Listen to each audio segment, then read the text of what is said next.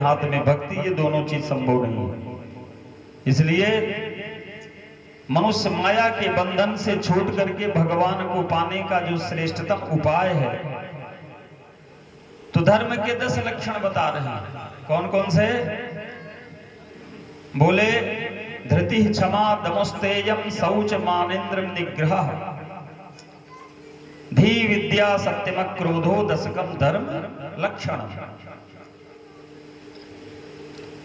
सबसे पहला तो धर्म है, इसके बाद है क्षमा, इसके बाद सम है, शौच है, दम है, विद्या है, धी, अक्रोध, सत्य, चोरी, ये सब धर्म के 10 लक्षण हैं। किसी भी प्रकार का संकट जब हमारे सामने आता है, तो वो संकट जब आ जाता है और इच्छित वस्तु प्राप्त होने पर जब ये धर्म को न ध्यान देते हुए जब हम अपने धैर्य को छोड़ देते हैं, धीरज नहीं रख सकते, तो अब बताइए धर्म कैसे ठहर सकता है? और कहते हैं कि यही लौकिक और पारलौकिक सफलता प्राप्त कराता है, दोनों। दूसरे नंबर पर आता है क्षमा। क्षमा का भाव ये है कि अपने साथ बुराई करने वाले को दंड दिलाने की पूरी शक्ति अगर आप में है, अब फिर भी शक्ति होते हुए भी हम उसको क्षमा कर देते हैं, यही धर्म का ये दूसरा लक्षण है। शक्ति होने पर भी क्षमा करने वाला, ये लक्षण। और तीसरे नंबर पर आता है दम। साधारणतः इंद्रिय निग्रह को धर्म दम कहते हैं, और इसी के साथ में यहाँ से जुड़ा हुआ है, मतलब मन, वाणी, शरीर से किसी भी प्रकार का निग्रह न करना। और एक बात आती है चोरी का। मन, वाणी, शरीर से किसी भी प्रकार का चोरी नहीं करना चाहिए। चौथे नंबर पर आता है शौच। बाहर और भीतर की शुद्धि, पवित्रता बहुत बड़ी आवश्यक है। शौच में सब आते हैं, बाहर और भीतर की शुद्धि, सत्यता पूर्वक शुद्ध व्यापार से द्रव्य। सबसे पहले तो शरीर को पवित्र रखें। अब यहां तो लोग कह देते हैं कि 3-4 बार नहाना पड़ेगा महाराज पवित्रता के लिए, और नहाओगे तो काम, नहीं नहाओगे तो काम कैसे चलेगा? नहाना पड़ेगा, इसलिए कि पवित्र रहना है। बार बार लघु शंका, दीर्घ शंका इत्यादि हम जाते हैं तो उसमें हमें नहाना तो पड़ेगा ही, पवित्र रहना है। तो कोई अगर इस तरह के भगवत भाव बताने भी लगे तो कह देते भैया हमारा मन चंगा तो कठौती में गंगा। मन चंगा तो कठौती में गंगा महाराज, हमारा मन एकदम प्रसन्न रहता है, ऐसे जल छिड़क लेते हैं, हो गया मेरा स्नान। ये तुम्हारे कह देने से ये पवित्रता आने वाली नहीं है। ये धर्म का ये जो तीसरा पैर है, ये नष्ट हो ही जाएगा, कट के बाहर हो जाएगा। मन चंगा कठौती में गंगा कह देने से काम चलने वाला नहीं है। जब तक स्नान नहीं करोगे तब तक पवित्रता आ नहीं सकती। और कहते हैं कि आप जो व्यापार इत्यादि करते हैं, अंदर बाहर की पवित्रता, सत्यता पूर्वक शुद्ध व्यापार, जो आप खाते हो, पीते हो, जो धन कमाते हो, वो एकदम शुद्ध होना चाहिए, मतलब सात्विक धन होना चाहिए, तब आपका शरीर पुष्ट होगा। अब ये नहीं कि जैसे आ जाए वैसे सही, जहां से आए, जैसा भी आए, बस धन आए बस। जब ये मनुष्य के बुद्धि और विवेक में जब ये बिल्कुल छा जाता है, तो फिर वो प्राणी भी कुछ कर नहीं सकता। जब शुद्ध व्यक्ति के पास धन नहीं है, अन्न नहीं है, तो मन तो कभी जीवन में पवित्र हो ही नहीं सकता। इसलिए सबसे पहला काम है हम शुद्ध व्यापार करें। शुद्ध व्यापार करोगे तो निश्चित ही सफलता प्राप्त होगी। कारण कि उसके अन्न से आहार की, यथा योग्य बर्ताव से आचरणों की, और जल मिट्टी से विकारों का नाश हो करके अंतःकरण जब बिल्कुल स्वच्छ हो जाता है, तो भीतर की शुद्धि ये कहलाती है।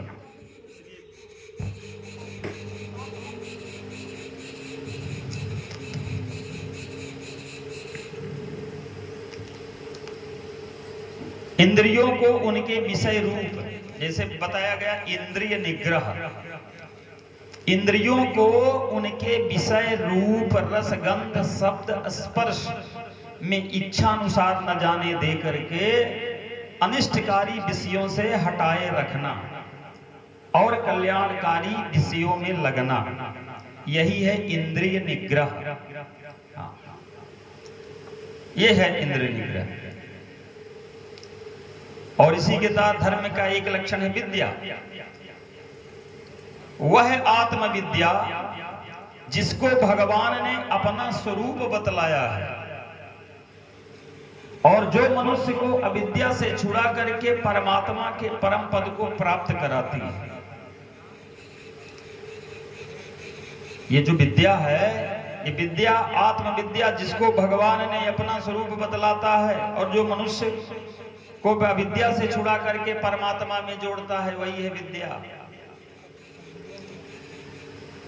और कहते हैं कि सदैव सत्य का अनुभव करना चाहिए, सत्य बोलना चाहिए, यथार्थ और प्रिय भाषण करना चाहिए। जब भी एक श्रीमुख से जो भी शब्द निकले वो अच्छा होना चाहिए, प्रिय होना चाहिए और शुद्ध होना चाहिए। कारण कि अंतःकरण प्रिय शब्दों में कहना, ये ध्यान में रखना कि किसी निर्दोष प्राणी का नुकसान न हो हमारे माध्यम से। और सत्य वही है जो यथार्थ हो, यथार्थ के साथ प्रिय हो, कपट रहित हो और किसी का अहित करने वाला ना हो। यही है राम की विशेषता। रामचरित्र सुनने में यही सब चीजों का ध्यान देना पड़ेगा। रामचरित्र रामायण को सुन लेना ये बहादुरी नहीं है। रामचरित्र को अपने जीवन में उतारना ये सबसे बड़ा। कौन बना रहा बाजार?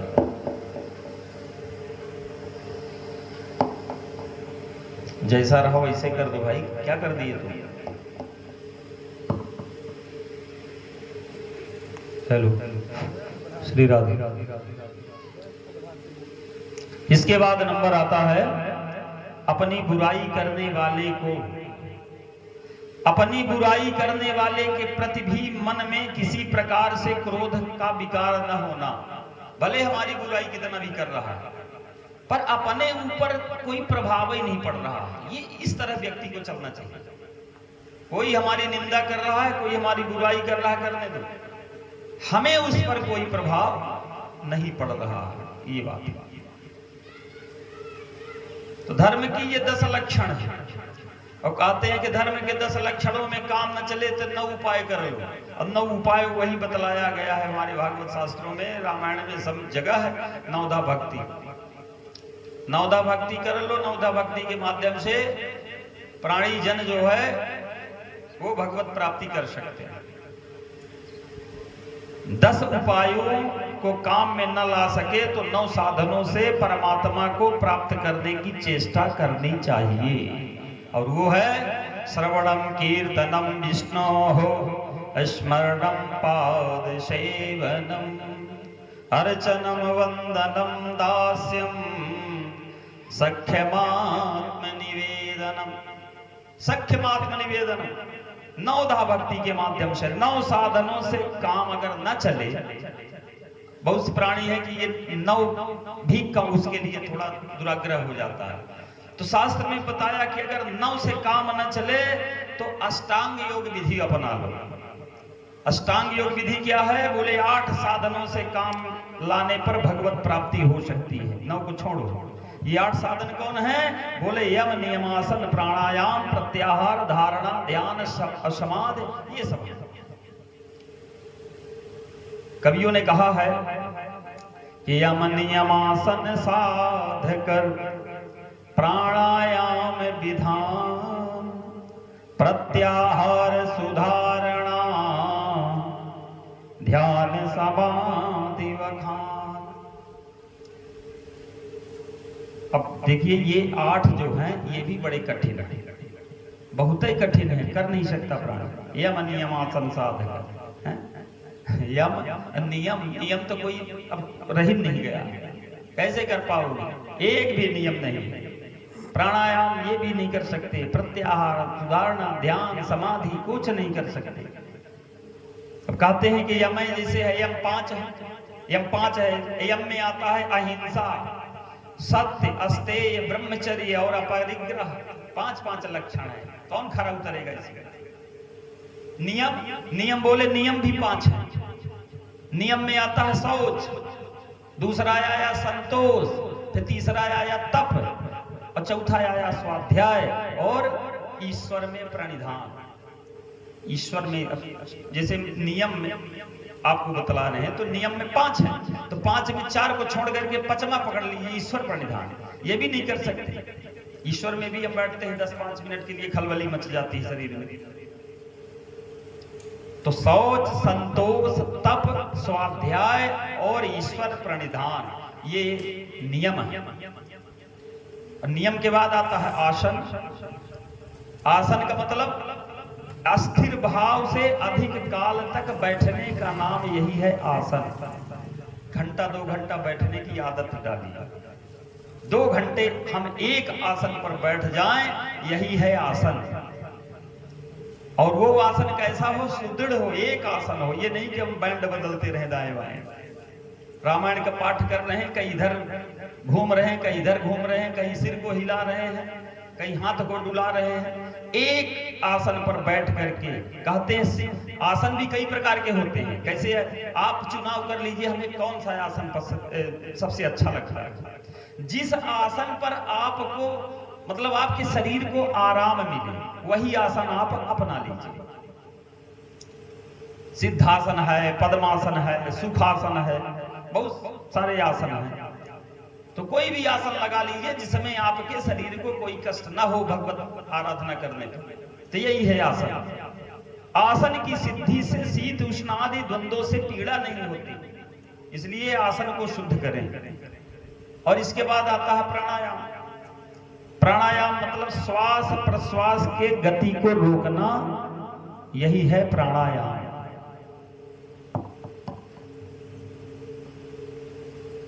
प्राणायाम में क्या है?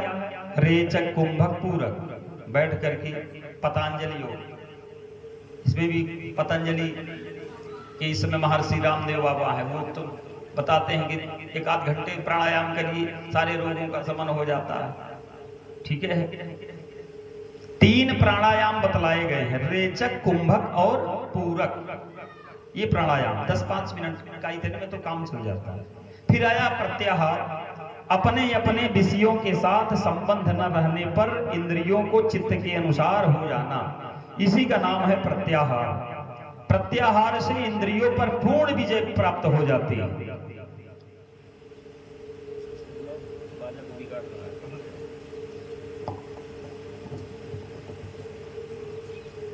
और आता है फिर धारणा।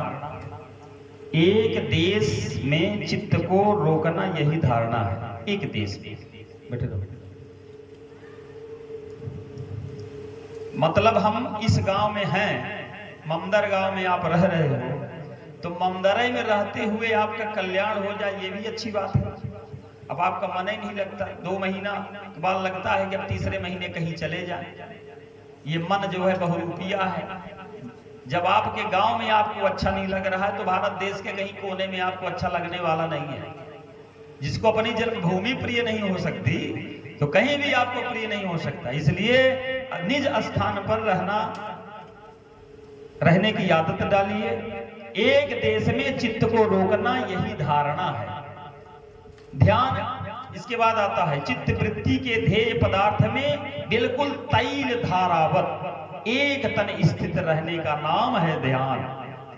ध्यान बिल्कुल मग्न होना चाहिए, एकदम तैल धारावत, जैसे तेल की धारा गिरती है एक सीधी, वही इसी तरह ही ध्यान होना चाहिए। परमात्मा के जप अनुष्ठान में हमारा ऐसा ध्येय होना चाहिए, तब परमात्मा की प्राप्ति होती है।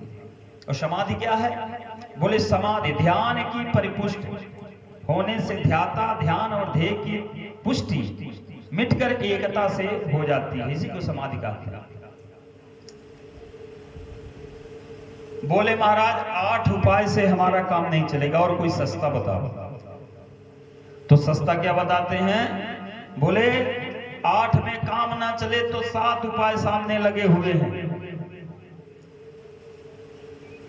7 उपाय कौन है? बोले इस असार संसार में 7 वस्तु हैं सार, संग भजन सेवा दया ध्यान दैन्य उपकार।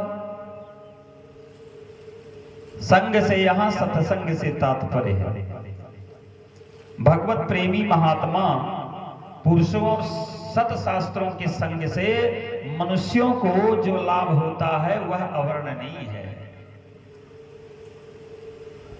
भगवान की महत्ता, भगवान की महिमा सत्संग से ही जानी जाती है। जब तक सत्संग नहीं करोगे भगवान की महिमा को नहीं जान पाओगे। इसके सुधारो आइए, बनी बनाई वस्तु को बिगाड़ देते हो। अभी पहले ठीक चल रहा था, क्या उसमें मसाला डाल दिए? तो मत बढ़ाओ ना मसाला पेट को खराब करता है, समझो पहले। बोल भक्त वत्सल भगवान की।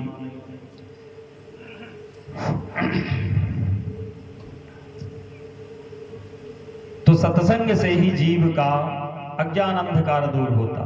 गोसाई जी ने कहा है कि बिन सत्संग न हरि कथा, तेहि बिन मोह न भाग, मोह गए बिनु राम पद, होई न दृढ़ अनुराग। तात स्वर्ग उपवर्ग सुख, धरिय तुला एक अंग, तुलन ताहि सकल मिली, जो सुघलो सतसंग। संतों के लक्षण बताते हुए श्रीमद् भागवत में कपिल भगवान ने बहुत सुंदर वर्णन किया है संतों के लक्षण। उन्होंने कहा है भागवत में, और छोटा सा उदाहरण दे रहे हैं, कहते हैं तितिक्षवः कारुणिकाः सुह्यत् सर्वदेहिनां, अज्ञात शत्रुवः शान्ता, साधवः साधुभूषणाः। साधवः साधुभूषणाः। कपिल भगवान ने अपनी माता से क्या कहते हैं? कपिल भगवान ने अपनी माता देवहूति से कहे हैं कि हे मैया, जो द्वंद्वों को सहन करते हैं, जो द्वंद्वों को सहन करते हैं, दयालु हैं, सब भूत प्राणियों के निस्वार्थ प्रेमी हैं, सब भूत प्राणी। अब यहाँ तो अपन लड़का, अपने पत्नी, अपना भाई, बस इतने में लोग सीमित हैं। पड़ोसी के यहाँ क्या दुख सुख है उससे कोई लेना देना नहीं। पड़ोसी के यहाँ दुख आ जाए तो अपने को बहुते वाह वाह। ये सारी विडंबनाएं हैं मनुष्य शरीर के अंदर, मन के अंदर, यही प्राणी मात्र को परेशान कर रखी है। भगवत चरित्र यही बतलाता है कि जो समस्त द्वंद्वों को सहन करे, दयालु है, भूत प्राणियों के निस्वार्थ प्रेमी है, शांत है, जिनके कोई शत्रु है ही नहीं है इस संसार में, कोई भी शत्रु नहीं है। और कहते हैं कि शीलता ही जिनका भूषण है, शीलता ही जिनका भूषण है, जो भगवान में अनन्य और दृढ़ भाव से भक्ति करते हैं, जिन्होंने मेरे लिए समस्त कार्यों और स्वजनों, बांधवों और सारे ममत्व के बंधनों को काट करके फेंक दिया, त्याग दिया। और भगवान कहते हैं कि हे कपिल भगवान ने कहा, हे मैया, जो मेरे आश्रित हैं, भगवान कहते हैं, मेरी कथा को मधुर मधुर सुनते हैं, जहां पर नित्य कथा होती है वहां पर लोग पहुंचते हैं, उन्हीं के संग लोगों को करना भी चाहिए। इसलिए शास्त्र कहता है कि 1000 काम छोड़ करके प्राणी मात्र को सत्संग करना चाहिए। गोसाई जी महाराज ने कहा है कि बारी मथे घृत होय, बारी मथे धृत होय, बरु सिकता ते बरु तेल, बिनु हरि भजन न भवतरिय, यह सिद्धांत अपेल। भजन के पीछे सारे गुण अपने आप ही आ जाते हैं। जैसे तर्क अगर दें, अगर उदाहरण दें तो जैसे आप ध्रुव जी को देख लीजिए, प्रहलाद जी को देख लीजिए, मीरा इत्यादि को देख लीजिए, सबरी को देख लीजिए, सब क्या थी? ये भगवान के प्रताप से, अब भगवान को ध्यान में रख करके ऐसी ऐसी भक्ति ये लोग किए हैं कि भगवान दर्शन दे करके इनको कृतार्थ कर दिया।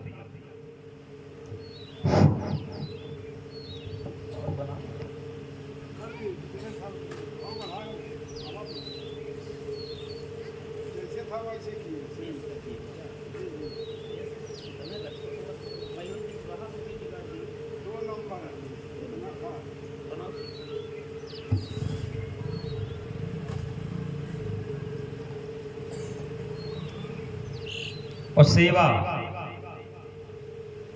सबसे व्यक्ति को सेवा करनी चाहिए। सेवक बनोगे तो निश्चित ही परमात्मा की प्राप्ति होगी। गुरु बनने का प्रयास मत करो, हमेशा सेवक। चेला बनोगे सबसे फायदा। कठिनाई तो बड़े लोगों को होती है, छोटे को क्या कठिनाई है? दुर्वा कहती है कि हमें तो कोई खतरा नहीं। बड़े बड़े आंधियों के झकोरे आते हैं, सारे वृक्ष टूट करके धराशायी हो जाते हैं, पर दुर्वा को कोई खतरा नहीं, ज्यों कहते वो स्थिर है। हमेशा व्यक्ति को जब तक छोटा बनेगा, छोटा रहेगा, उसको बहुत फायदा है।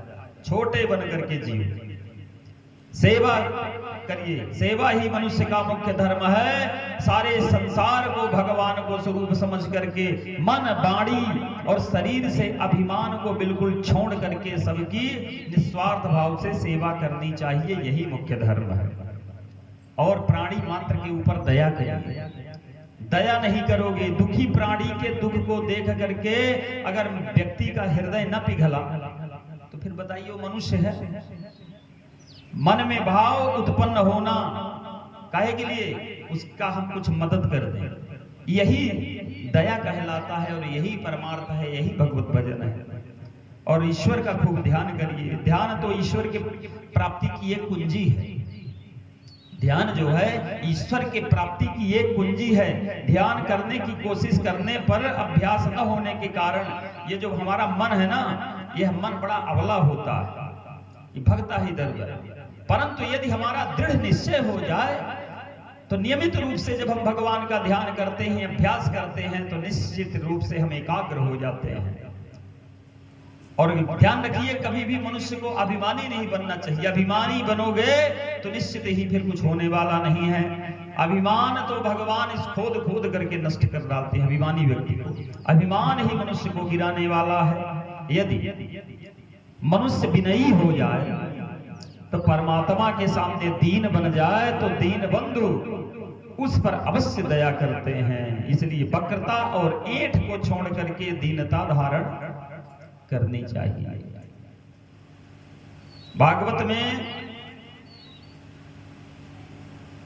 सुखदेव जी महाराज कहते हैं, वहां लिखा हुआ है कि अष्टादश पुराणेषु व्यासस्य वचनद्वयम् परोपकारः पुण्याय पापाय पर पीडनम।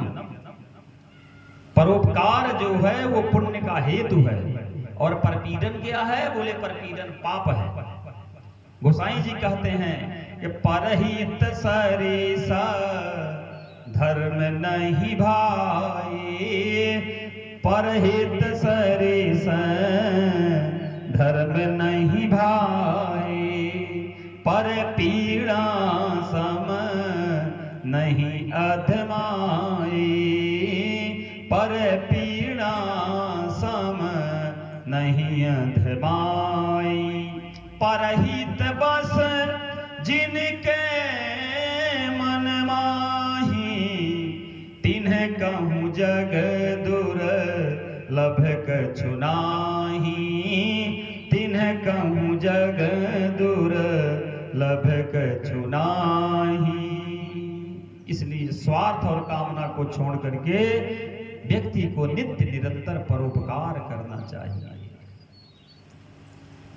अच्छा, पूजा पाठ में भगवत प्राप्ति के 6 उपाय हम आपको बतला रहे हैं। 6 उपाय कौन है? अच्छा, ये 6 उपाय बड़े कठिन हैं। संध्या, पूजा, यज्ञ, तप, दया, सुसात्विक दान, बहुत बढ़िया लिखे। संध्या, पूजा, यज्ञ, तप, दया, सुसात्विक सात्विक दान, इन छह के आचरण से निश्चय हो कल्याण। छह का आचरण कर लीजिए, कल्याण हो जाएगा। संध्या करिए। संध्या कितनी बार की जाती है? बोले 3 बार की जाती है, प्रातः, मध्याह्न और सायं। 3 बार संध्या करिए। अगरबत्ती जलाना ये संध्या नहीं कहलाती। कर्मकांड में संध्या का विधान है, उसमें कुछ समय लगता है, आधा 1 घंटे का। 1 घंटा सुबह और दोपहर और ऐसे शाम। दोपहर को ना करिए तो सुबह शाम तो करिए। अब 2 बार भी नहीं करते तो 1 बार तो कर ही लीजिए। यहाँ 1 बार का टाइम नहीं है, तो जब टाइम नहीं है तो पशु और तुम्हारे भी अंतर है, क्या रह गया? पशु संध्या करता है। पशु सुबह सुबह उठता है, भूसा खाने लगता है और दिन भर ऐसे खाते पीते और उसका समय बीत जाता है। वही पशुए की तरह इन मानवों का जिंदगी बीत रही है भाई, कुछ नहीं करो, ऐसे समय बीत रहा है। फिर बोले कि अगर कुछ नहीं करते तो कुछ दाने पुण्य कर दिया करो। अब जैसे टाल लगा हुआ है, ये भगवान का भी है, यहाँ पर भगवत चरित्र बह रहा है, चलिए इसी में कुछ सहयोग करिए। इसमें भी 20 ठो जेबा में हाथ डालते हो, अब क्या बताएं? 20 जेबा में हाथ लोग डाल रहे हैं। अब देख रहे हैं, 4-5 दिन से देख रहे हैं। लोग शाम को बैठ के मीटिंग भी करते हैं तो कहते हैं भैया नहीं, हम बस 5 ही रुपया दे सकते हैं। एक कहते हैं भैया ये थोड़ा 10 रुपया बढ़ा दो। नहीं है, चलो नहीं है ना तो हनुमान जी को मत दो। हनुमान जी फिर रुपया निकाल लेने के लिए बहुत ही माहिर है। हाँ, 10 जब ये अनुष्ठान हुआ इसके बाद है, फिर पता लगा कि भेज देंगे, कोई सिर उड़ दर्द कर देंगे तो शरीर में, तो इसके बाद पता लगेगा। पहुंचोगे अस्पताल तो फिर वो उतना 1000 रुपया 500 रुपया वो जांच ही भर में लग जाएगा, दवाई वाला कहीं पड़ी रहेगी। जांच लगता है, जांच के बाद थोड़ा और चेकिंग मेकिंग हुई, डॉक्टर की फीस हुई, इतने में 2-4 हजार गया। और फिर दवाई पता लगा कि दवाई तो डॉक्टर 100 रुपया के देता और उतने में ठीक हो जाएगा। पता नहीं कितने लोगों की बीमारी रुपया खर्च हो जाने से ठीक हो जाती है। रुपया खर्च हुआ नहीं कि बीमारी गायब, और जब तक वो रुपया रहती है तब तक बीमारी बनी रहती है। इसलिए हमारा ये रुपया जो है शुद्ध हमारे घर में बनी रहे। भाई शास्त्र में कहा गया है कि भाई 1 रुपया में अपने आय के 5वें हिस्सा का दान करिए। अपने आय के 5वां हिस्सा दान करने का विधान है, ये रोज का है। अब जैसे आप दिन भर में भोजन करते हो ना, तो भोजन करने जब हम बैठते हैं तो उसमें भी दान का विधान है। बिना भगवान का प्रसाद दिए उनको भोग लगाए, फिर उसमें भी हमको निकालना है। गाय को निकालोगे, कुत्ते के लिए ग्रास निकालोगे, कौवा के लिए निकालोगे, ये निकालना पड़ता है कि नहीं? अभी जिंदा नहीं निकालोगे तो मरने के बाद निकालना पड़ेगा। अब मरने के बाद निकालने वाला कोई मतलब करना नहीं जाता, इसलिए जब तक जिंदा हो तो निकाल लो। भोजन करने बैठो तो गाय के लिए 1 रोटी निकाल दो, कुत्ते के लिए 1 रोटी निकाल दो, कौवा के लिए 1 रोटी निकाल दो, ये जरूरी है। नहीं निकालोगे तो फिर अंत में वही सामने बात आती है। पंडित जी जब श्राद्ध कराएंगे तो क्या होता है उसे? श्राद्ध के समय में पहले कौवा का भोजन, पहले कुत्ते का भोजन, गऊ का भोजन।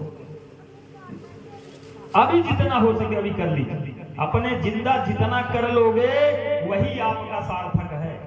मरने के बाद तो फिर कौन देखने आए?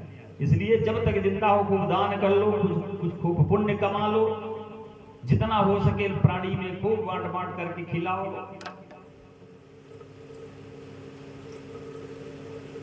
तो कहते हैं कि संध्या पूजा यज्ञ तप दया सुसात्विक दान इन इच्छा के आचरण से निश्चय हो कल्याण। अच्छा चलिए, इच्छा में मन नहीं लगा तो अब सस्ता बता रहे हैं आप लोगों को। 5 क्या है? 6 उपायों को काम न लाया जाए तो 5 के शरण ग्रहण कर लेनी चाहिए। वो 5वां क्या है? गायत्री गोविंद गौ गीता गंगा स्नान। इन 5 के कृपा से शीघ्र मिले भगवान। चलो इसमें आ जाओ। गायत्री का जाप करो। गायत्री जप करना ये सब भूल गए। गायत्री 1 आध बार मुंह में आ जाए बड़ी भाग्य की बात है। अब गायत्री तो लोग अब बजाते हैं कैसे में, बाजा लगा देंगे, सुबह सुबह गायत्री बज रहा है, अब हम खुद सुन रहे हैं। एक आध घंटा स्नान करते, नहाते धोते, माने हर समय में ये गायत्री इनके कानों में पड़ रही है। जबकि गायत्री मंत्र इतना गोपनीय रहस्य है, गायत्री मंत्र सभी मंत्रों में ये गोपनीय मंत्र है, इसको बाहर नहीं करना चाहिए। इसका जाप इस तरह करना चाहिए गायत्री का कि हमारे ओंठ उतने खुले कि अपने कानों में न सुनाई पड़े। हम जो गायत्री का जप कर रहे हैं वो जब अपने कानों में न सुनाई पड़े, इस तरह विधान है गायत्री जप करने का। यहाँ लोग कैसेट लगा देते हैं, और सबसे ज्यादा तो हमारे भारत देश में गायत्री को बर्बाद करने वाले ये सबसे पहले तो गायत्री परिवार वाले, सबसे पहला तो ये गायत्री परिवार वाले हैं जो आज इतना बर्बाद करके रखे हमारी इस गायत्री शक्ति को। और दूसरा अनेक ऐसे धर्म है, जैन धर्म है और बौद्ध धर्म वाली, ये तमाम प्रकार की, बहुत तमाम नाम नहीं लेंगे, सब बर्बाद करके रखेंगे। तो सबसे बड़ी पतन तो हम सब ब्राह्मणों की इसीलिए हो रही है, हमारी गायत्री नहीं बच पाई। जो हमारा गोपनीय चीज है, गोपनीय रहस्य है, जो हमारा हमेशा मूल का रक्षा करता है, ये हमारा नहीं बचा, यही नष्ट हो गया। ब्राह्मण की ही गायत्री एक ऐसी है जो बच नहीं पाई, सब नष्ट हो गई, अब मतलब की नहीं रह गई। और जो थोड़ा बहुत है भी है तो उसको हम अपने मुखार बिंद से, अपने मुख से हम उसको कुछ कर नहीं पाते। आज भी अगर हम थोड़ा सा जप इत्यादि करने लगे तो हमारी गायत्री जो है उसमें शक्ति आ गई। कहते हैं मंत्र, माला, मूर्ति, इन सबको अगर न ध्यान दिया जाए, न नहवाया, जैसे मूर्ति को हम न नहवाएं प्रतिदिन, माला को, जिस माला को जाप रोज नहीं किया जाता, इनमें वो शक्तियां नहीं रह जाती, शक्ति क्षीण हो जाती है। देवता कब मजबूत होते हैं? जब हम देवताओं का यजन करते हैं, पूजन करते हैं, तब देवता परिपुष्ट होते हैं, मजबूत होते हैं, और इनकी शक्तियां क्षीण हो जाती हैं। पूजा पाठ के माध्यम से ये सब में इनमें देवत्व प्राप्त होता है। इसलिए गायत्री आज भी अगर जाप किया जाए तो हमारी गायत्री में शक्ति आ सकती है। गायत्री भी 3 प्रकार की है, ब्राह्मण की गायत्री अलग है, वैश्य की गायत्री अलग है, और क्षत्रिय की गायत्री अलग है। 3 गायत्री शास्त्र में विधान है। और यहाँ लोगों को पता नहीं, तो ब्राह्मण वाली गायत्री सबको दे रहे हैं। वही गायत्री ब्राह्मण की, वही गायत्री क्षत्रिय की हो गई, और वही गायत्री वैश्य की हो गई। लोगों को पता ही नहीं। पता लगा व्रत बंद हुआ तो कान में गए तो आचार्य लोग डाल दिया, लो पकड़ो, यही हमारी वाली ले लो, तुम्हारी वाली नहीं पता है, पतन होगा। बोल भक्तवत्सल भगवान की। तो कहते हैं गायत्री गोविंद गौ, गीता गंगा स्नान, इन पांचों के कृपा से शीघ्र मिले भगवान। अच्छा, 5 उपाय में अगर काम न चले तो 4 में आ जाइए। 4 की संख्या में घटते आ रहे हैं, 10 से हम 6 तक आ गए हैं। सस्ता से सस्ता काम बता रहे हैं आप लोगों को। चौथा नंबर क्या है? 4 उपाय कर लीजिए। 5 ना उपाय ना हो तो 4 उपायों को काम में लाना चाहिए। चौथा है संयम, सेवा, साधना, सत्पुरुषों का संग, ये चारों करते तुरत मोह निशा को भंग। संयम, सेवा करिए, साधना करिए, सत्पुरुषों का संग करिए। इतने 4 कर लीजिए, इतने में भी कल्याण हो जाता है। और अगर ये 4 नहीं कर सकते और सस्ता ले लीजिए 3 क्या है? सत्य वचन अधीनता, परतीय मातु समान, इतने पे हरि ना मिले तो तुलसीदास जवान। क्या कहते हैं कि सत्य वचन बोलिए, किसी का निंदा न करिए, परतीय। क्या बहुत ज्यादा लंबा विश्लेषण नहीं देंगे, बस समझ जाइए, सब पढ़े लिखे हो। अगर ये 3 सुधार लीजिए तो कल्याण हो जाएगा। और तीनों में अगर आपकी भूमिका नहीं बन रही है तो 2 में आ जाइए। 2 का क्या है? बोले 2 बातन को भूल मत, जो चाहे कल्याण, नारायण एक मौत को, दूजे श्री भगवान। इतने कर लीजिए। 2 याद रखिए, एक नारायण, एक अपने मृत्यु को ध्यान रखिए, तब पर भी तेरा कल्याण हो जाएगा। और भगवान कहते हैं, महाभारत में एक श्लोक आया है, कनन्यहानि भूतानि गच्छन्ति हेयमालयम् सैषा स्थावरम मिच्छन्ति किमास मर्यन्त परम। कहते हैं कि संसार में कुछ है नहीं, और जब इतना व्यक्ति नहीं चेत पाएगा तो अंत में वही गच्छन्ति है यमालयम, यमालय का द्वार खुला हुआ है, घसीटते हुए ले जाएंगे, हम के दूत डाल देंगे ऐसे गड्ढे में कि बर्बाद हो जाओगे, निकलने का नाम ही नहीं लोगे। यहां से जाओगे तो पता नहीं कितने हजारों वर्ष तक यम के उस कुंड में रहोगे, दलदल में। और दलदल में रहने के बाद फिर जब कभी वहां से निकलोगे तब फिर आकर के यहाँ फिर यातनाओं को भोगोगे। बहुत सारी चीजें हैं। तो संसार के प्रत्येक वस्तु नाशवान है, जो उत्पन्न हुआ है उसका नाश अवश्यंभावी है। और ये रही बात हमारे शरीर की, तो हमारा शरीर और हमारे संबंधी ये सब विषयक एक दिन सब काल के ग्रास में चले जाएंगे, कोई बचने वाला नहीं है। फिर इनसे मोह क्यों? इस नाशवान शरीर के लिए, यानी जो प्रतिक्षण मृत्यु को ओर बढ़ा रहा, तो इतना प्रपंच किस लिए? मनुष्य को मौत याद नहीं रहती, इसी से विषयों में वैराग नहीं होता, ये ध्यान रखिएगा। महाराज युधिष्ठिर ने क्या कहा है? यक्ष ने पूछा था महाराज युधिष्ठिर से कि हे युधिष्ठिर, सबसे बड़ा आश्चर्य क्या है?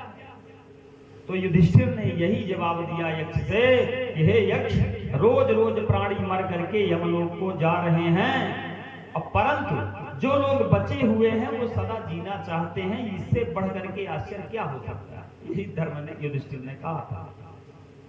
इसलिए नारायण स्वामी कहते हैं कि मौत को याद रखने का उपदेश दे रहे हैं, क्योंकि हर समय मौत को याद रखने पर नए पाप नहीं बनते। इसलिए मृत्यु को ध्यान रखिए कि हमारी मृत्यु हो सकती है, कब हो जाएगी पता ही नहीं, अब हो जाए, कल हो जाए, परसों हो जाए, किसी को रिजर्वेशन तो मिला नहीं है। भगवत कृपा से आ गए हो, लेकिन जाने का कोई टिकट निश्चित नहीं है, कभी भी जा सकते हो। इसलिए एक उपाय ऐसा है जिसके उपयोग करने से आप स्वयं सिद्ध हो जाते हो। सर्वधर्मान् परित्यज्य मामेकं शरणं व्रज। अंत में वही भगवान ने कहा, सर्वधर्मान् परित्यज्य मामेकं शरणं व्रज, अहं त्वं सर्व पापेभ्यो मोक्षयिष्यामि मिमां शुचः, मोक्षयिष्यामि मां शुचः। मतलब कहने का कि सब धर्मन को छोड़कर, सब धर्मन को छोड़कर एक शरण मम मोहि, चिंता तजु सब पापते मुक्त करेंगे तो। ये भगवान कहते हैं तू सब धर्मों को अर्थात सब संपूर्ण कर्मों के आश्रयों को त्याग दे, भटक मत इधर से उधर। और शास्त्र में भटकोगे तो भटकते रह जाओगे, इसलिए शास्त्र में बहुत मत जूझ हो। जो सामने है रामायण जी हैं, भागवत जी हैं, इन्हीं के माध्यम से बस इनका नाम लेकर के भगवत की शरण में चले जाइए। भगवान सच्चिदानंद वासुदेव जो हैं वो अपने शरण में, अपने जब आप शरणागत हो जाओगे तो अपने शरण में लेकर के, और प्राणी को क्या करते हैं? प्राणी के संपूर्ण पापों को भस्मीभूत कर देते हैं। इसलिए कहते हैं कि हे प्राणी तू शोक मत कर। अब भगवान श्री राम यही कहे हैं अपने इस रामचरित्र में, तू शोक मत कर, मैं हूं ना। और कहते हैं कि सकृदेव प्रपन्नाया तयास्मीत च याचते, अभयं सर्वभूतेभ्यो ददामि तद्व्रतं मम। जो एक बार मेरी शरण में आ जाए और वो आकर के यह कह देता है कि मैं तेरा हूं, इतना कह दीजिए कि फिर ईश्वर सब अब आपका कल्याण करेगा। हाँ, फिर आपकी जिम्मेदारी खत्म। बहुत से ऐसे प्राणी संसार में हैं, ज्ञानी हैं, पूजा पाठ खूब करते हैं, खूब तपस्या करते हैं, लेकिन उसके बाद भी अंत में भगवान से कह देते हैं भगवान हमारे बस का कुछ नहीं, हम तो अब तेरे ऊपर सब समर्पण कर दिए, तू जान। तो जब समर्पण हो जाओगे, बिल्कुल शरणागत हो जाओगे, तो ये उसकी जिम्मेदारी हो जाएगी, आपकी जिम्मेदारी खत्म है। तो शरणागत हो जाओ, वो भी नहीं बनता। शरणागति नहीं बनोगे तो फिर कल्याण होना असंभव है। और एक बात का ध्यान रखिए, अभी हमने कहा ना कि एक नारायण और दूसरा मौत को ध्यान रखिए, और नहीं रखोगे तो फिर गाड़ी गड़बड़ा जाएगी। जो मनुष्य भोगों में आसक्त हो करके उनकी प्राप्ति के साधन रूप अविद्या विविध प्रकार के कर्मों का अनुष्ठान करते हैं,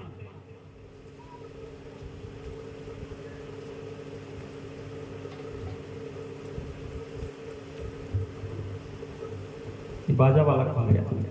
बोल भक्त वत्सल भगवान की। तू ना आते तो ठीक रहा, पहले ठीक था, ग्रहण लग गए तुम आकर। बनाओ इसको, सांस खींच रहा है।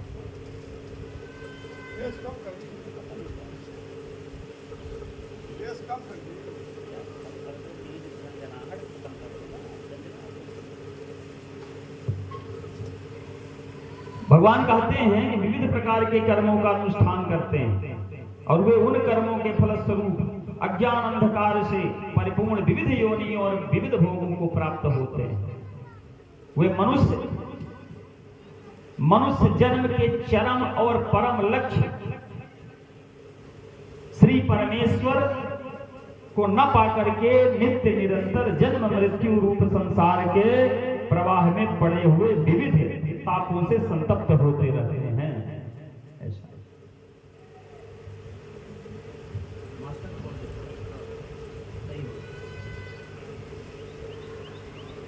और दूसरे जो मनुष्य न तो अंतःकरण की शुद्धि के लिए कर्तापन के अभिमान से रहित कर्मों का अनुष्ठान करते हैं, न तो विवेक से वैराग्य के लिए करते हैं और प्राथमिक साधनों का ही सेवन करते हैं, परंतु केवल शास्त्रों को पढ़ सुन करके अपने में विद्या का, ज्ञान का, ये तमाम प्रकार से तमाम बातों को प्राप्त करके मिथ्या दोष एक दूसरे पर लगाते हुए अपने जीवन को नरक बना देते हैं। और अंत में जाकर के नरकों में प्राप्त होते हैं। जो लोग विपरीत मनमाना आचरण करते हैं, शास्त्र के बातों को नहीं मानते, ये मनुष्य इतना महान हो गया है, पता नहीं क्यों, कि शास्त्र के बात अगर इसको बताया जाए तो उसमें भी ये मनमानी करता, नहीं ये गलत है, ये ऐसा होता, जबरदस्ती ठोक रहा। आज का मनुष्य में यही बहुत बड़ा दोष है, मानने को तैयार नहीं है, जबरदस्ती। और कहते हैं कि विपरीत मनमाना आचरण करने लगता है, इससे लोग साकाम भाव से करने वाले विषयासक्त मनुष्यों की अपेक्षा अधिकतर अंधकार में वो चला जाता है, पशु पक्षी की तरह फिर रेग रहा है। और होता क्या है, फिर बाद में नीच योनियों में जाएगा, अंत में नरकों में प्राप्त होगा। कहते हैं अंधा तमः प्रविशन्ति ये संभूतिमुपासिते ततो भूयो ये तमो या संभूतांगरारतः। जो मनुष्य विनाशशील, ध्यान रखिएगा, जो मनुष्य विनाशशील स्त्री पुत्र धन मान कीर्ति अधिकार आदि से इस लोक और परलोक की भोग सामग्रियों में आसक्ति होकर के उन्हीं को सुख का हेतु मान रखा है, ये समझ लीजिए कि वो बर्बाद है। और समस्त इन भोग सामग्रियों से लिप्त होकर के अपने आप को नष्ट कर रहा है। वह क्या है, वह बोले कि वह अज्ञान रूप घोर अंधकार में प्रवेश कर रहा है। कहते हैं कि दूसरे जो मनुष्य शास्त्र के तात्पर्य को तथा भगवान के दिव्य गुण प्रभाव तत्व और रहस्य को नहीं समझ रहा है और अनावश्यक शंका करता है, और कहते हैं भोगों में आसक्ति होने के कारण लोग सेवा और शत्रुभीत दो देवोपासना में प्रवृत्त होते हैं।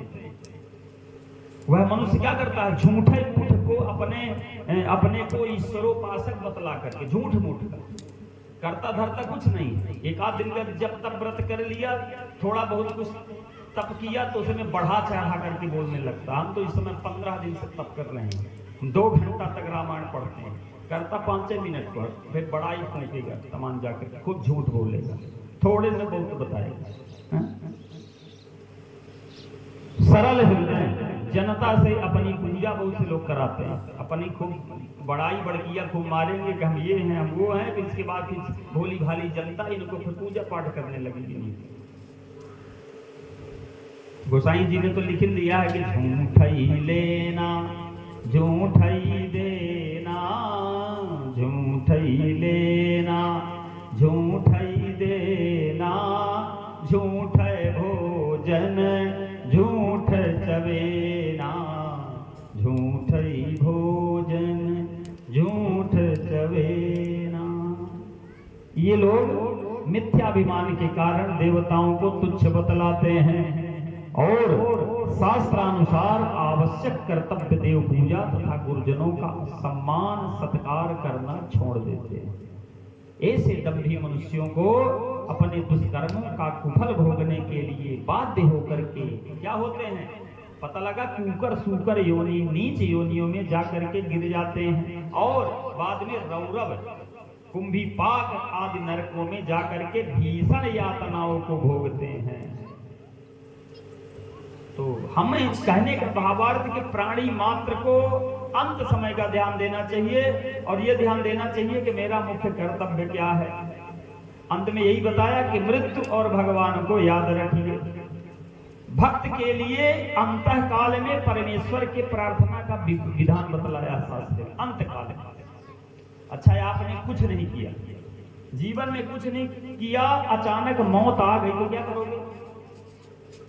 अचानक जब मौत आ गई तो कहते हैं, गीता में एक श्लोक आया है अंत समय का, हिरण्मयेन पात्रेण सत्यस्यापहितं मुखं त्वापुषन्न पाप्रेणु सत्य धर्माय धृष्टये। ये श्लोक आया है। मतलब भक्त इस प्रकार प्रार्थना करे कि हे भगवान, आप अखिल ब्रह्मांड के पोषक हैं, आपसे ही सबको पुष्टि प्राप्त होती है और आपके भक्ति ही जो है सत्य धर्म है और मैं उसमें लगा हुआ हूं। अतः मेरी पुष्टि, मेरे मनोरथ की पूर्ति आप अवश्य करो और आपके दिव्य श्रीमुख जो है सच्चिदानंद सूर्य मंडल, सच्चिदानंद स्वरूप है जो सूर्य मंडल के समान चमकती हुई ज्योतिर्मयी यौवनिका से जो आवृत है, तो मैं आपका निरावरण प्रत्यक्ष दर्शन करना चाहता हूं। अतएव आपके पास पहुंच करके आपका निवारण दर्शन करने में बाधा देने वाले जो आवरण हैं उनको आप हटवा दीजिए। मृत्यु के समय की बात, सबको मेरे लिए पास से हटा दीजिए। जो हमारे लिए रास्ते में जो बाधे बन रहे हैं आपके लिए पहुंचने, आपके घर में पहुंचने के लिए, तो उस समय आप शरीर जब त्याग करते हैं उस समय प्रार्थना करिए भगवान से। क्या प्रार्थना करेंगे कि वायु वायुरानिल मृतम मथेदम, ये शास्त्र का सार है। कहते हैं वायु वायुरानिल मृत मथेदम भसमां तया शरीरम ओम क्रांतोस्मरम कृतस्मरम कृतोस्मरम कृतस्मरम।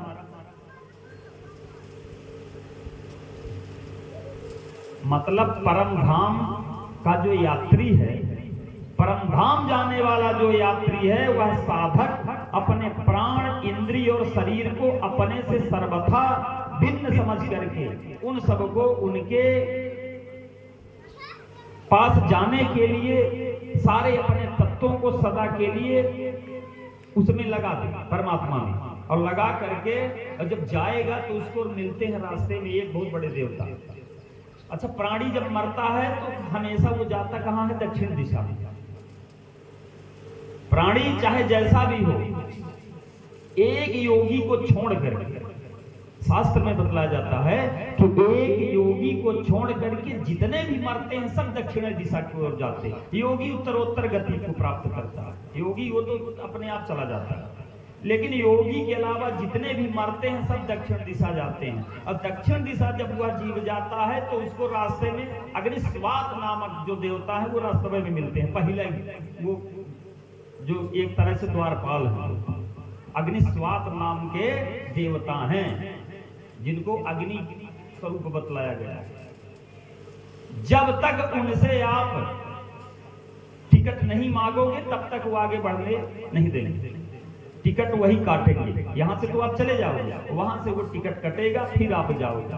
आपको उत्तर जाना है कि दक्षिण जाना है कि पूर्व जाना है कि पश्चिम जाना है, वो तय करते हैं। तो अधिकतर वो भेज देते हैं सबको दक्षिण दिशा। एक शास्त्र में बात बतलाई गई कि आप उनसे प्रार्थना करिए। अग्निस्वात नामक जो यहाँ पर जो गार्ड लगे हुए हैं उनसे आप प्रार्थना करिए कि हे प्रभु, हमने जीवन में गलती तो बहुत करी, पर अगर हो सके तो आप हमें क्षमा कर दीजिए। उस यातना में मत भेजिए। आपका मैं हमेशा ध्यान रखूंगा, आपका बहुत एहसान मानूंगा। दुनिया भर की जो प्रार्थनाएं हैं करिए उनसे। हो सकता है आपको दया करके न उधर दक्षिण दिशा की ओर भेज करके आपको उत्तरोत्तर दिशा में भेज दें। क्या दिक्कत है? अहम स्मरामि मदभक्तम न जामि परमं गति। मैं अपने भक्त का स्मरण करता हूं और उसे परम गति में पहुंचा देता हूं।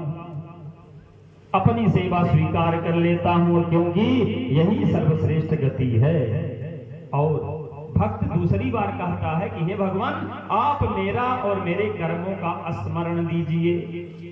अंत काल में मैं आपकी स्मृति में आ गया और निश्चय ही आपका सेवा मैं शीघ्र पहुंच करके करूंगा। ऐसा प्रार्थना करिए। तो परम धाम जाते समय अर्ची मार्ग के अग्निस्वात नाम के जो अग्नि हैं उनसे आप खूब प्रार्थना करिए। अग्नयेन सुपथ, ये वेद मंत्र देखिए। अग्नयेन सुपथारायेस्मान् विश्वान् देवा वायुनान विद्वान् युयोध्यस्मात् जुहर्णेमेनो भूयिष्ठामे तम उग्धमेधेयः। साधक कहता है कि हे अग्नि देवता, मैं अब अपने परम प्रभु भगवान की सेवा में पहुंचना चाहता हूं। सदा के लिए उन्हीं की सेवा में रहना चाहता हूं। आप मुझे शीघ्र परम सुंदर मंगलमय उत्तरायण मार्ग से भगवान के परम धाम में पहुंचा दीजिए। कौन से मार्ग में? उत्तरायण मार्ग में। ऐसा भगवान से प्रार्थना करिए। आप मेरे कर्मों को जानते हैं, मैं अपने जीवन में पाप किया हूं, फिर भी आप मेरे जीवन में मेरे पापों को, मेरे कर्मों को ध्यान न देते हुए आप कृपा करके मुझे भेज दीजिए। आप उनसे निवेदन करिए। ध्यान नेत्रों से उनके दिव्य स्वरूप के दर्शन और उच्चारण मैं करूंगा, मुझे भेज दीजिए। तो जब आप इस तरह उनसे प्रार्थना करोगे तो निश्चित ही हो सकता है कि आप उधर न जाने तो इधर भेज दें। और भगवान से भी प्रार्थना करते रहिए। भगवान से तो रोज यही प्रार्थना करिए। सुबह उठिए तो भगवान से आप यही करिए कि हे भगवान, हम तो बिल्कुल शून्य हैं, हम ज्यादा कर ही क्या सकते हैं, कारण कि हम अपूर्ण हैं। ये संसार अपूर्ण है, आप अपूर्ण है, यहाँ की वस्तु अपूर्ण है। जित देखूं तित तू, जहां भी देखोगे वो सब अपूर्ण है, अपूर्ण है। पूर्णता तो कहीं है ही नहीं। अगर पूर्णता है तो एकमात्र ईश्वर में पूर्णता है। तो हम सब बातों को छोड़ करके एक परमात्मा में चले जाए, उन्हीं से हम निवेदन प्रार्थना करें। सुबह उठिए और एक मंत्र को याद कर लीजिए। ओम पूर्णमदः पूर्णमिदं पूर्णात् पूर्णमुदच्यते पूर्णस्य पूर्णमादाय पूर्णमेवावशिष्यते। हे प्रभु, आप ही पूर्ण हो, बाकी तो सब अपूर्ण है। तो अंत काल में भगवान की प्रार्थना करने से मनुष्य मात्र का कल्याण हो जाता है। ये ध्यान रखिएगा, कारण कि भगवान ने स्वयं कहा है। भगवान गीता में अर्जुन से क्या कहते हैं? कहते हैं, हे अर्जुन, अंत काले चमावेवा अस्मरण मत्वा कलेवरम या प्रयाति सामद भावम याति नात्यत्र संशयः। हे अर्जुन, जो अंत काल में मेरा स्मरण कर लेता है मैं उसका कल्याण कर देता हूं। तो अंत काल में आप क्या जरूरी है कि आपके मुखारबिंद से भगवान का नाम आ जाए? कोई जरूरी नहीं है। प्रवचन सुन लेने से भगवान का ध्यान नहीं आ जाएगा कि प्रवचन सुन लोगे, ये विधान है शास्त्रों में तो आ जाएगा। कारण कि आपके शरीर में इतने पाप भरे हुए हैं, इतने पाप भरे हुए हैं, इतना अकर्म भरे हुए हैं कि जब आप वृद्धावस्था में जाओगे, बुढ़ापा में आओगे, तो ये जो तीन जो शत्रु हैं आपके, ये छोड़ेंगे क्या? काम, क्रोध, लोभ, मोह, मद, मात्सर्य, छल, द्वेष, पाखंड, ये तो है ये हैं।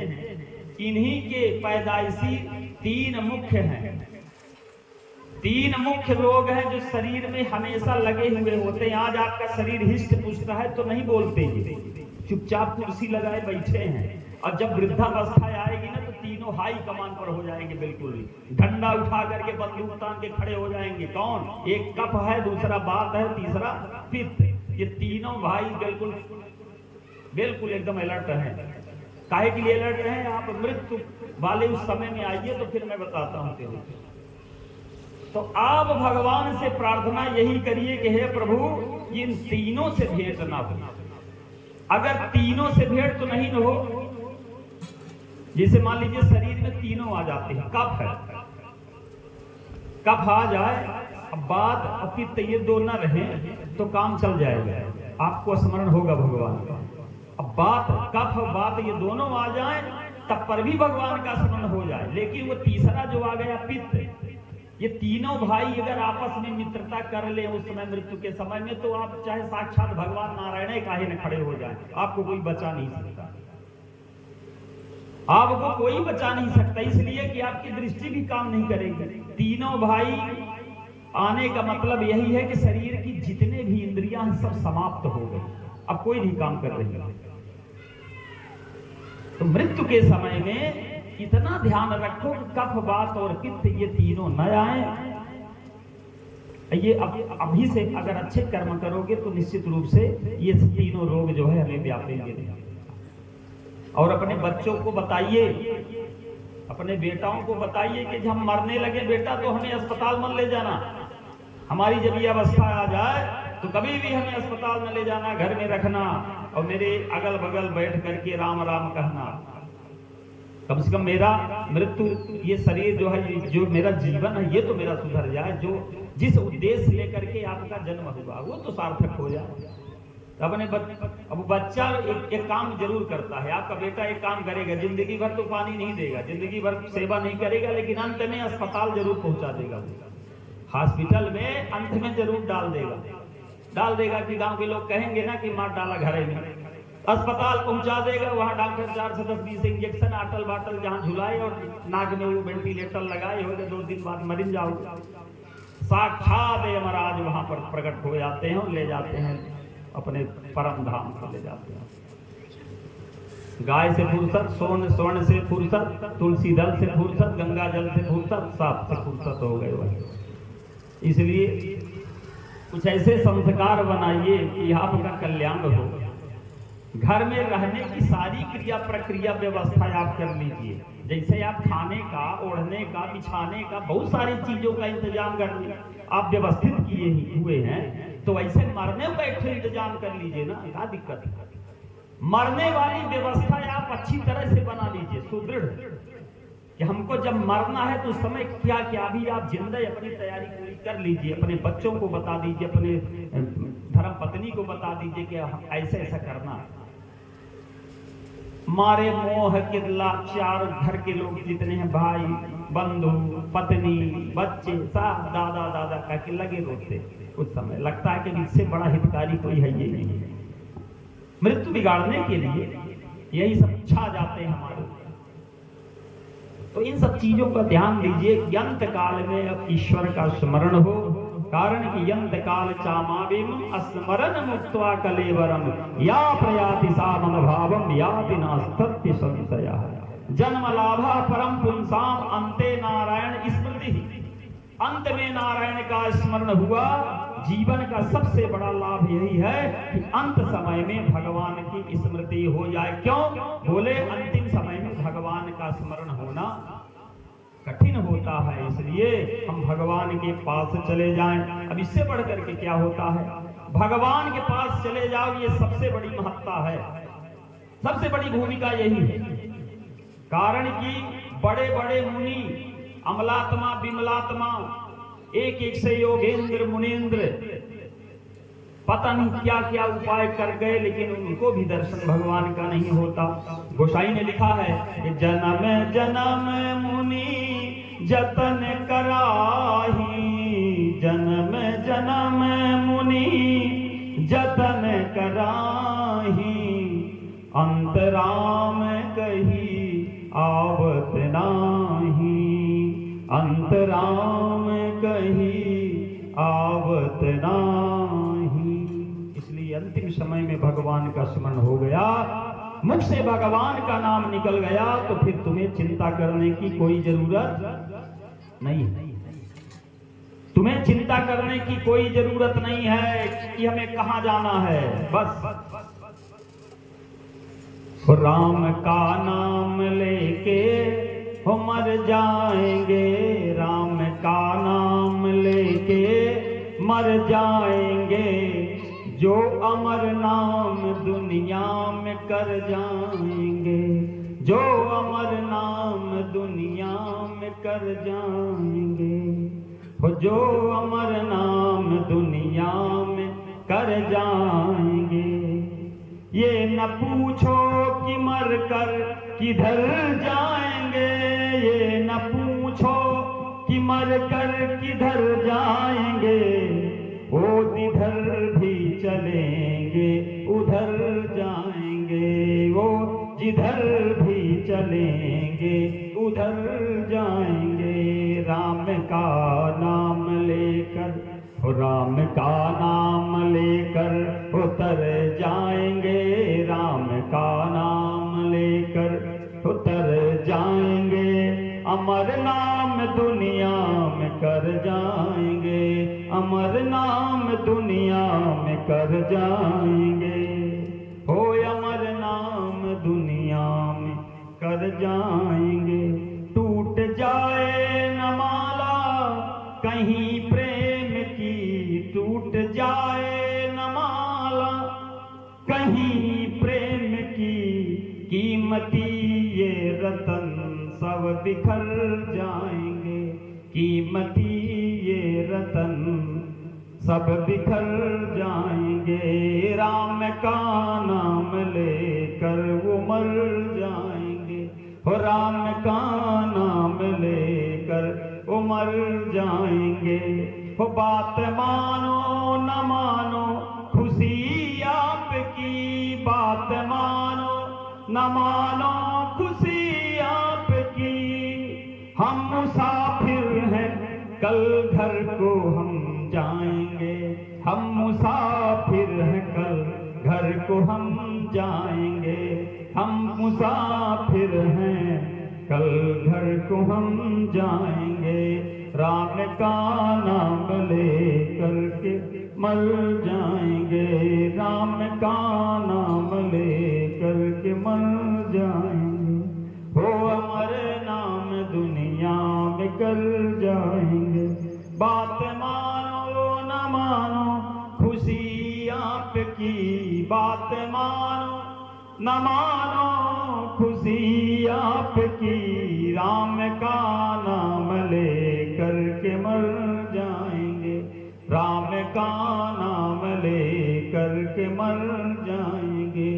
अच्युतम केशवम राम नारायणम, अच्युतम केशवम राम नारायणम, जानकी वल्लभम रामचंद्रम भजे, श्रीधरम माधवम गोपिका वल्लभम, श्रीधरम माधवम गोपिका वल्लभम, जानकी नायकम रामचंद्रम भजे, जानकी नायकम रामचंद्रम भजे, जानकी नायकम रामचंद्रम भजे। बोल राजा रामचंद्र की। तो भगवान का नाम अंतिम समय में आ जाए, ये जीवन का परम लाभ मिल जाता है, परंतु कहना बड़ा कठिन है।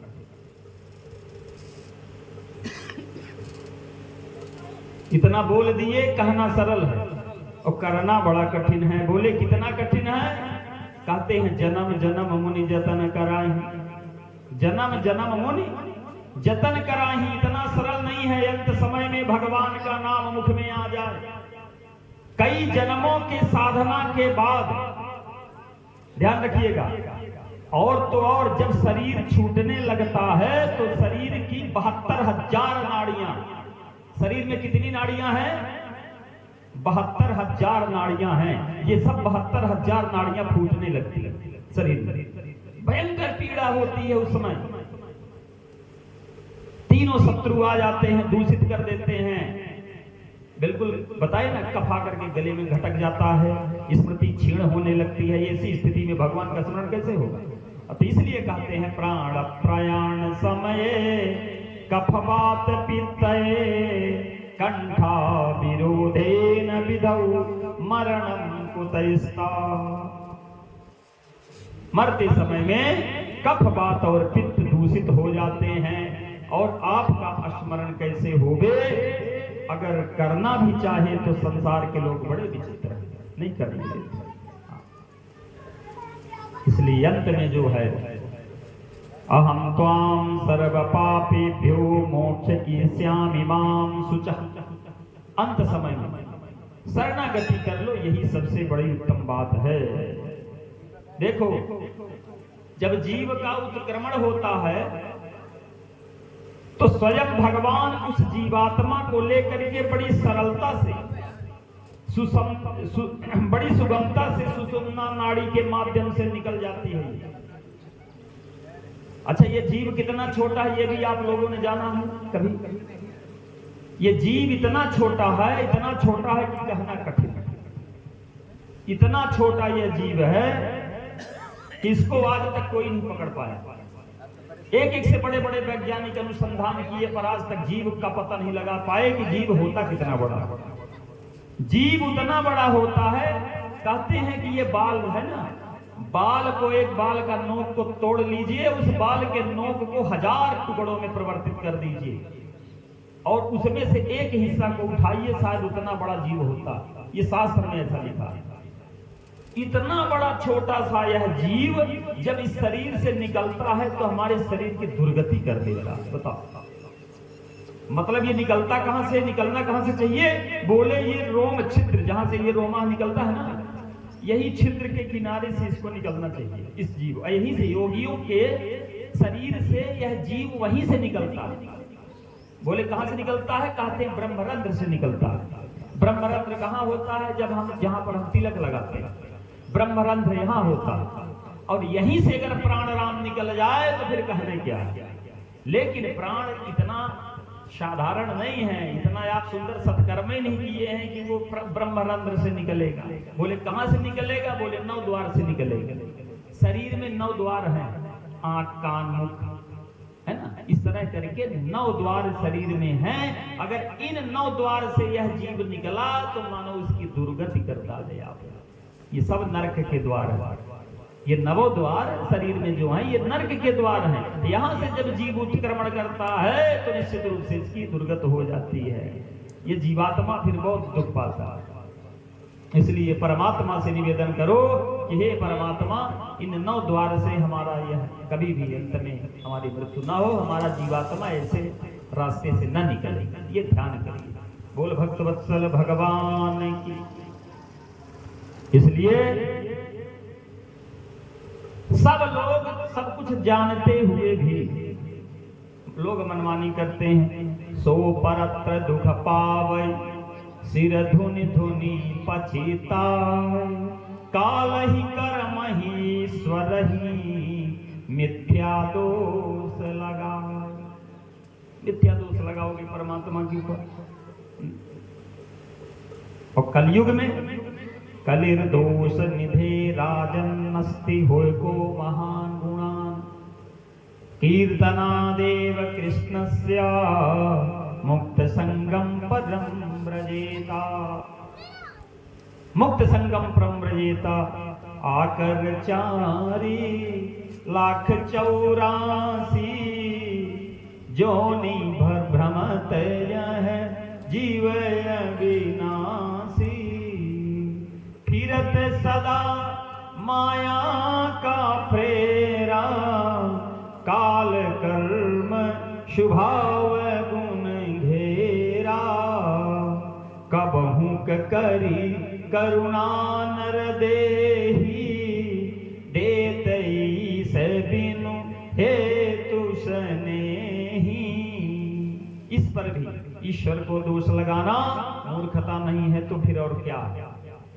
आज यदि हम कर्मों के अनुसार देख लीजिए, अगर हम बंदर होते तो क्या होते, बंदर होते तो क्या करते, तो परमात्मा की बड़ी कृपा है कि मनुष्य बन गए। बंदर होते तो इधर से उधर वृक्षों पे उछलते कूदते, खाने को न मिलता, पीने को न मिलता, भटकते इधर से उधर। पक्षी होते तो गांव गांव भटकते, टेंटे करते हुए। घोड़ा गधा बन जाते तो फिर अब कहने क्या है, खूब ईटड़ होते। मतलब परमात्मा की ये असीम कृपा है कि आप मनुष्य बने हुए हो। हाँ, ठंडा ठंडा पानी पी रहे हो, आनंद से खूब छान रहे हो, हर माल मलाई। अरे आप जो जितना सुख आपको उतना तो परमात्मा को सुख नहीं है। देखा है आपने परमात्मा के सुख को?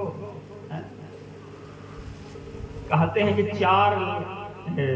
ये जो 4 युग हैं, जब 1000 बार जब चक्कर लगाते हैं तो ऐसे समयों में ब्रह्मा का एक दिन होता है, विष्णु भगवान का एक पलक गिरता है।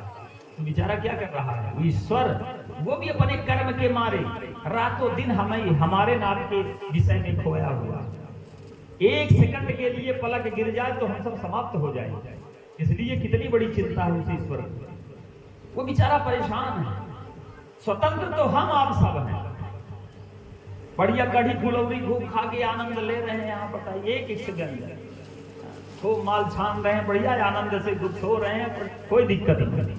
इतने पर भी हम यही कह रहे हैं कि परमात्मा का थोड़ा सा भजन कर लो, कल्याण हो जाए।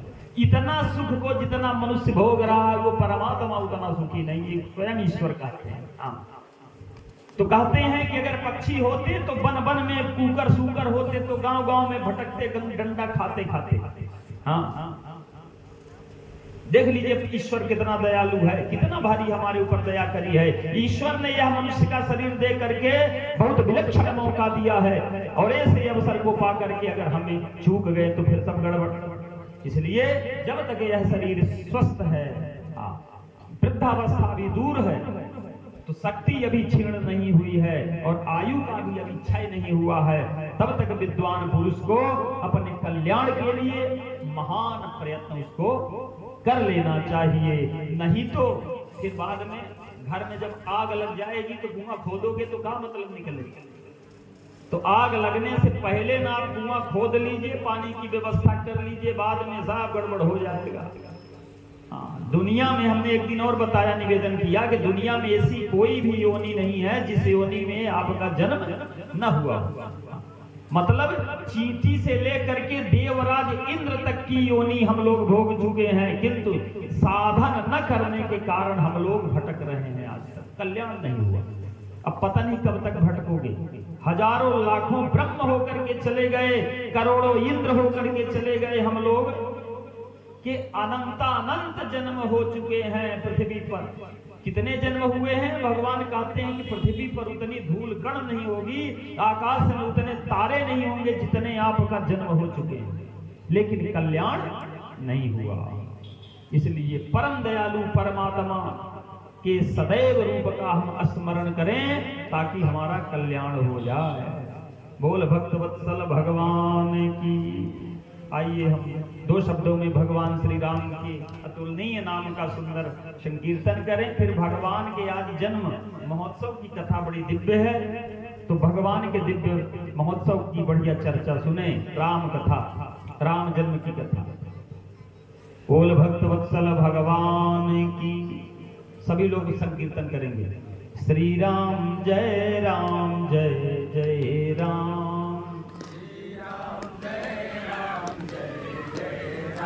श्री राम जय राम जय जय राम, श्री राम जय राम जय जय राम,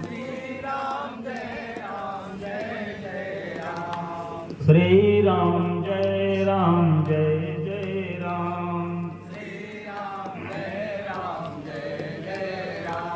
श्री राम जय राम जय जय राम, श्री राम जय जय राम, श्री राम जय जय राम, श्री राम जय जय राम,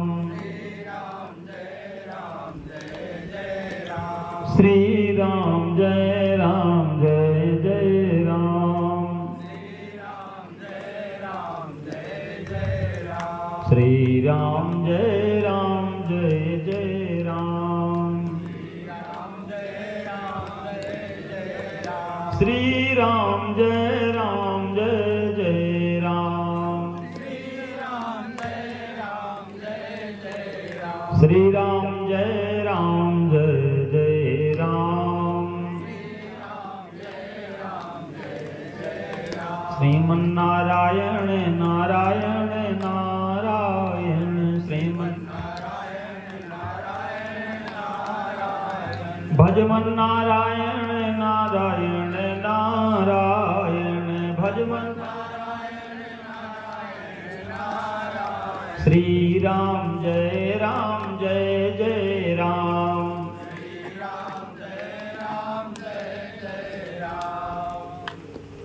माता लोग और जोर जोर से बोलिए। लड़ने को कह दे तो वहां समंदर से बाहर मलदेवा तक सुनाएगा। जोर जोर से गाओ, पाप भग जाएगा। जोर से राम का नाम लोगे तो पाप भग जाएगा, पाप जल करके भस्मीभूत हो जाएगा। गाओ जोर जोर। श्री राम जय जय राम, श्री राम जय जय राम, श्रीमन्नारायण नारायण नारायण, भजमन नारायण नारायण नारायण, भजमन लक्ष्मी नारायण नारायण नारायण, लक्ष्मी राम नारायण नारायण नारायण, श्री राम जय जय राम, श्री राम श्री राम जय जय राम,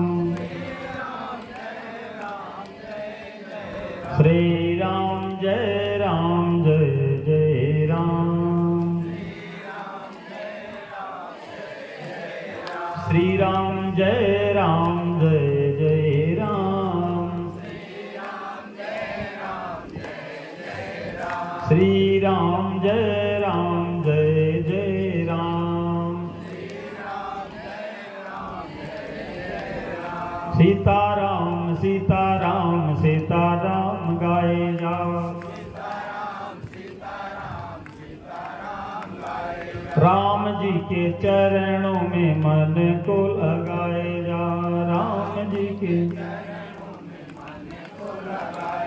छोड़ सब रिश्ते नाते मान यही नाता, छोड़ सब श्री राम जय जय राम, श्री राम जय जय राम, श्री राम जय जय राम, श्री राम जय जय राम, श्री राम श्री राम जय जय राम, श्री राम जय जय राम, श्री राम जय जय राम, श्री राम जय जय राम।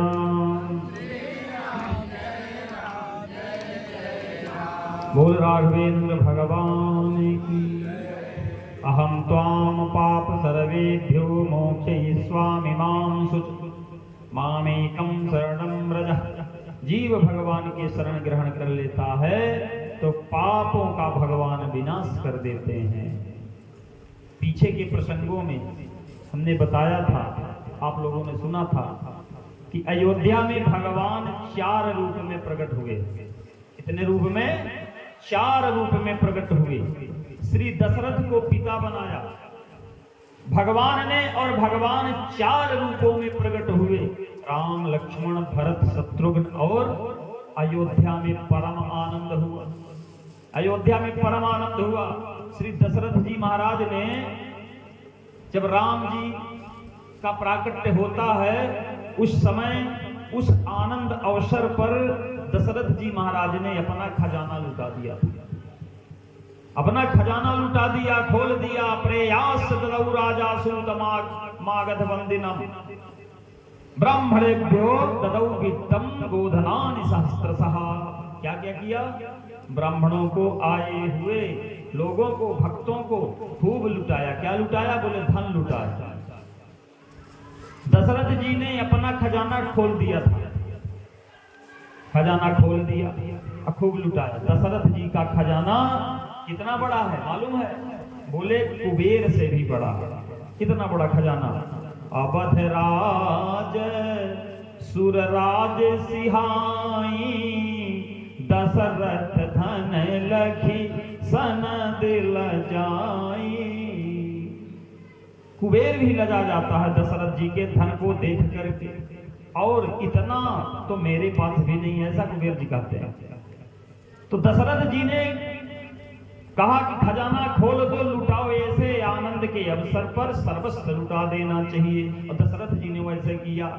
सर्वस्व दान दीन सबका हो, जही पावा राखा नहीं का हो। सब कुछ दिया। सर्वस्व दान दीन सबका हूं। विशेषता क्या थी? बोले जे ही पावा राखा नहीं काहू। जो पाया वो भी अपने पास नहीं रखा, बोले सब लुटा दिए। कौन ले गया? बोले तीसरा ले गए। तीसरा उसने कहा कि तुम ले जाओ, मतलब सब लुटाई जा रहे।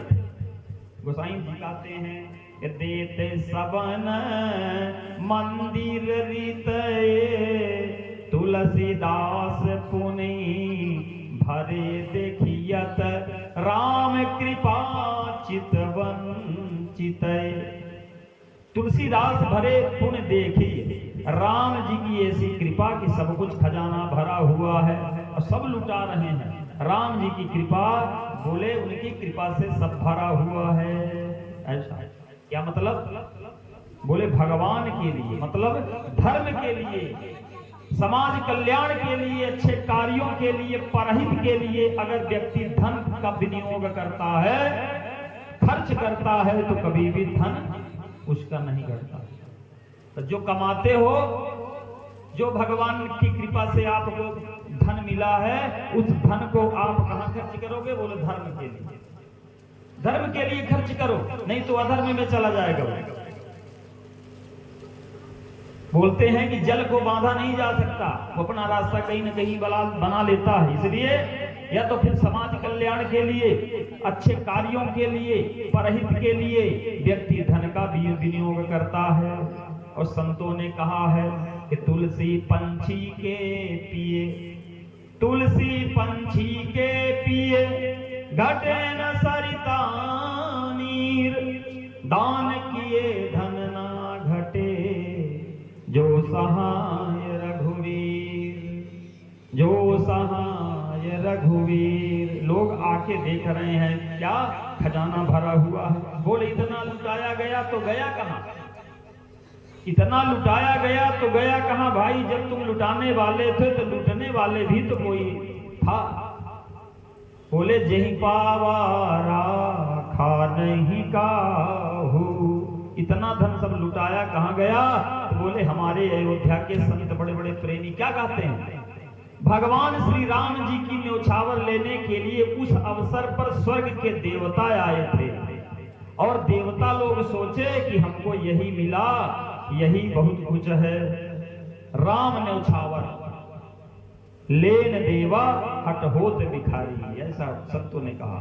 देवता अयोध्या में भिखारी बन के आए हुए हैं आज, लूट रहे हैं। अयोध्यावासी लुटा रहे हैं, देवता लूट रहे हैं, क्योंकि उनके परम धन कौन है? अयोध्या वालों का परम धन कौन है? बोले रघुनंदन। परम धन तो राम है, उनको धन से मतलब नहीं है, धन में उनका कोई तृष्णा ही नहीं, इसलिए भक्तों ने भगवान को ही परम धन माना। कहते हैं धनम मदीयम तदपाद पंकजम, हे प्रभु पाद पंकज ही मेरा परम धन है। अब भगवान ही भक्तों के परम धन कहा है। और धन की अधिष्ठात्री देवी यानी भगवती लक्ष्मी, धन की अधिष्ठात्री देवी भगवती लक्ष्मी की प्राप्ति के लिए जब श्री की हम आराधना करते हैं तो वो किसको अपना धन मानती हैं? बोले वो अपना धन अपने स्वामी को मानती हैं, यानी राम जी को। इसलिए स्वामिनी भगवती लक्ष्मी भी भगवान के चरणारविंद को ही अपना परम धन मानती है। इसलिए भगवान के चरण क्या हैं? बोले भगवान के चरण असली धन है। ऐसे भगवान श्री रघुनंदन अयोध्या में प्रकट हैं। श्री दशरथ ने महान उत्सव मनाया है। दूर दूर तक के विधूतियों ने जब सुना कि दशरथ जी के घर में बालक प्रकट हुआ है तो बधाई देने के लिए श्रृंगार करके मांगलिक द्रव्यों को लेकर के बधूटियां समान नगरों से चल रही हैं। कैसे? गोसाई ने कहा है, गृहबाज बधाव शुभ प्रगटे सुषमा कंद, हर्ष बंत सब जह तह नगर नारी नर वृंद। आगे चल गए तो ये तो हम सूक्ष्म उनकी महिमा गाए हैं। आइए भगवान की दिव्य रस का आनंद लें।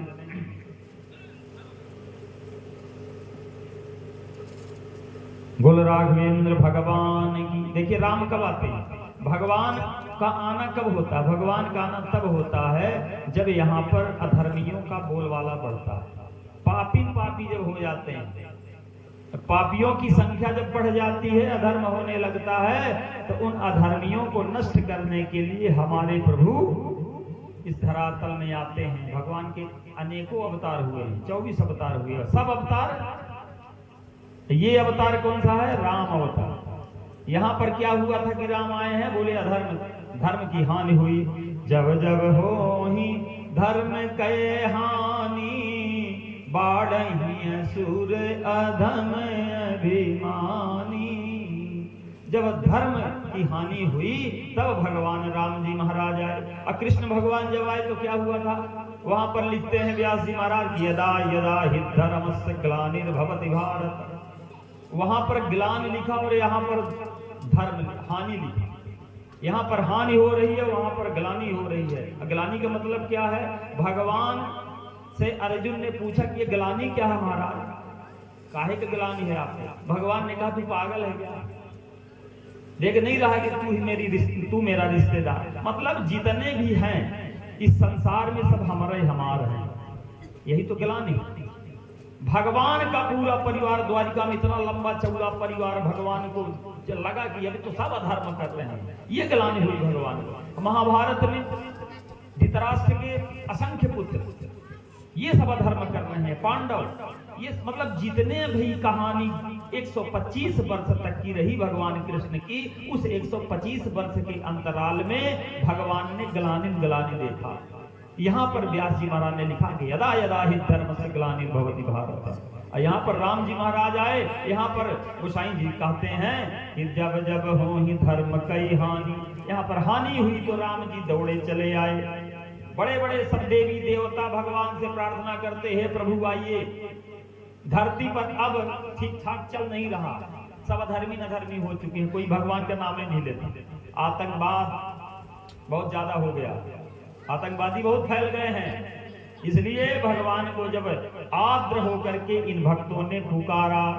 तब भगवान दौड़ करके आए, ऐसे पुकारा, जय जय सुरनायक जन सुखदायक प्रणत पाल भगवंता, गोद्विज हितकारी जय सुरारी सिंधु सुता प्रिय कंता, पालन सुर धरणी अद्भुत करणी मरम न जानई कोई, जो सहज कृपाला दीन दयाला करहु अनुग्रह सोई, जय जय विनाशी सब घटवासी, जय जय विनाशी सब घटवासी, व्यापक परमानंदा,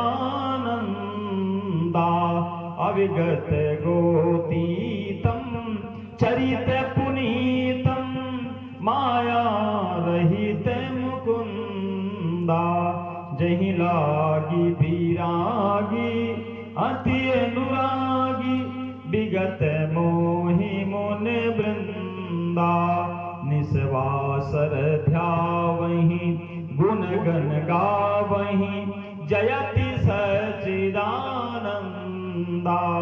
जयति सच्चिदानंदा,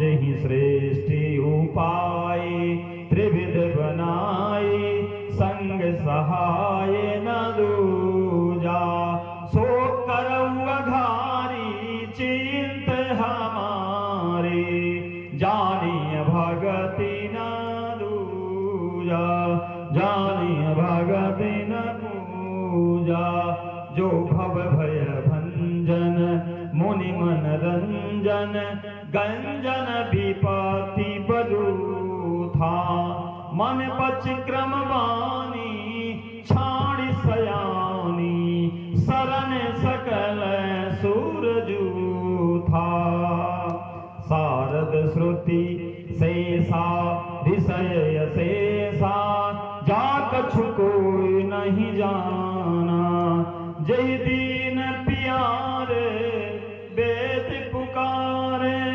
द्रवहु सुश्री भगवाना, भव पारिथ मंदर सब विधि सुंदर, गुण मंदिर सुख पुंजा, मुनि सिद्ध सकल सुर परम भयातुर, नमत नाथ पद कंजा, नमत नाथ पद कंजा। बोल सच्चिदानंद भगवान की। ब्रह्मादिक देवता जब इस प्रकार स्तुत किया तब आकाशवाणी हुई, तुम्हारे लिए मनुष्य रूप धारण मैं करूंगा, उदार सूर्य वंश में अपने अंशों सहित मनुष्य का अवतार लूंगा, ऐसा भगवान ने कहा। जब यहाँ पर अत्याचार होने लगा, भगवान कब आए? बोले अंशन सहित मनुज अवतारा, लेहम दिनकर वंश उदारा। और कहाँ जा रहे हैं? बोले कश्यप अदित महातप कीन्हा, कश्यप अदित महातप कीन्हा, तिन कहूँ मैं पूरब वर दीन्हा। और यही कश्यप अदिति दूसरे जन्म में होते दशरथ कौशल्या रूपा, कौशलपुरी प्रगट नर रूपा। ये कौशल देश में कश्यप और आदित्य ने बड़ा भारी तप किया। मैं पहले ही इन्हें वरदान दे चुका हूं और ये ही दशरथ और कौशल्या के रूप में मनुष्य के रूप में राजा होकर के जब अयोध्या में प्रकट होंगे तो भगवान कहते हैं कि मैं उन्हीं के घर रघुकुल में श्रेष्ठ भाइयों के रूप में जन्म लूंगा और पृथ्वी का भार हरूंगा, ऐसा भगवान ने कहा। तो पृथ्वी का समस्त भगवान भार हरते हैं। देवताओं को भगवान ने कहा कि हे देवताओं, सब लोग निर्भय हो जाओ। तो सब देवता निर्भय हो जाते हैं और पृथ्वी पर बानर देह धारण करके सवार रहे हैं। और ये जितने भी देवताएं हैं ना, ये सब एक एक शूरवीर हैं। एक बार दशरथ के मन में बड़ी ग्लानि हुई कि मेरे पुत्र नहीं है। तो दशरथ के चौथेपन में तो ये पुत्र आए हैं। इनको जब बड़ी ग्लानि हुई, एक बार भूपति मन माही, भय ग्लानि मोरे सुत नाही। तब दशरथ जी कहाँ जाते हैं? गुर गृह गए तुरत महिपाला, चरण लागे करी विनय विशाला। और उसी समय गुरु के घर जब गए, चरणों में जब प्रणाम किया दशरथ जी ने, विनती करी, तो वशिष्ठ जी महाराज दशरथ को सांत्वना दी। क्या बोले? राजन, शीघ्र ही तुम्हारे घर में 4 पुत्र होंगे। और क्या हुआ आगे चल के? बोले श्रृंगी ऋषि वशिष्ठ बोलावा, पुत्र काम शुभ यज्ञ करावा। और क्या हुआ? भगति सहित मुनि आहुति दीन्हे, प्रगटे अगीन चरु कर लीन्हे। अग्निदेव जब श्रृंगी ऋषि महाराज ने जब यज्ञ किया, तो इस यज्ञ में अग्नि भगवान क्या करते हैं? खीर लेकर के प्रकट हो रहे हैं। बोल अग्नि भगवान की, बोल यज्ञनारायण भगवान की। यज्ञ के ही माध्यम से दशरथ के घर में पुत्र प्रकट हो रहे हैं। वो भी पुत्र के रूप में साक्षात भगवान सच्चिदानंद परमात्मा प्रकट हो रहे हैं। बोल भक्त वत्सल भगवान की। वशिष्ठ जी महाराज ने चरु प्रसाद को राजा दशरथ को दिया और कहा, राजन, इस खीर को ले जाकर के अपने 3 रानियों को खिला दीजिए। और उसी समय गुरु की आज्ञा मान करके महाराज दशरथ अपने प्रिय रानियों को बुलाया और राजा ने खीर का आधा भाग कौशल्या को दिया और आधे भाग में 2 भाग कर दिया। अर्ध भाग कौशल्य ही कीना, उभय भाग आधे कर ले। उनमें से 1 भाग राजा कैकई को दिया, शेष ये 2 फिर भाग किए और कौशल्या और कैकई के हाथ पर धर करके, और इस प्रकार उनका मन जो है प्रसन्न करके सुमित्रा को दिया। कौशल्या, कैकई और सुमित्रा तीनों रानियों ने यज्ञ भगवान का वह दिव्य प्रसाद ग्रहण किया और उस दिव्य प्रसाद को पाने के बाद भगवान ने ऐसी कृपा करी है, कहते हैं हे पेति गर्भ सहित सब नारी, यही पेति गर्भ सहित सब नारी, भय हृदय हर सित सुख भारी। अनंत अनंत सुख प्राप्त होता है इन सबको। क्यों ना हो, ऐसे परमात्मा ही आ रहे हैं। कहते हैं गोसाई जी ने कि जा दिन ते हरि गर्भ ही आए, सकल लोक सुख संपत्ति छाए। भगवान सच्चिदानंद प्रकट हो रहे हैं। और कब आए? जब बिल्कुल सब बिल्कुल सही होता है। भगवान के आने पर योग लग्न गृह बार तिथि सकल सब जब बिल्कुल अनुकूल हो जाते हैं, तब भगवान का प्राकट्य होता है। कैसे? बोले नवमी तिथि मधुमास पुनीता, नवमी तिथि मधुमास पुनीता, शुक्ल पक्ष अभिजित हरिप्रीता। ये भगवान स्वयं चुनाव कर रहे हैं। भगवान अपने से यह चुनाव कर रहे हैं कि हमें कौन से तिथि में जाना है। अच्छा, सारी तिथियां अपने अपने को बलिष्ठ मानती है। प्रतिपदा अपने को बलिष्ठ, द्वितीया अपने को बलिष्ठ, तृतीया, चतुर्थी, पंचमी, षष्ठी, सप्तमी, अष्टमी, ये सब तिथियां अपने आप को सब महान मानती। ये नवमी जो तिथि थी, ये रिक्ता तिथि मानी जाती है। इसको कम लोग पूछते हैं। ये भगवान से गुहार लगाई है, प्रभु आप तो सब बनाया हुआ है, हमारा इतना बड़ा निरादर क्यों? नवमी ने जब इस प्रकार भगवान से प्रार्थना करी तो भगवान श्री राम जी ने कहा कि एक काम कर, तू घबरा मत, हम तेरे ही दिन में हम ऐसा कुछ कर दिखाएंगे कि पूरा संसार तेरा पूजा करेगा। इसलिए भगवान ने नवमी तिथि को चुना है, यानी तो एकादशी द्वादशी कभी भी आ सकते थे, नवमी को ही क्यों चुना? हाँ,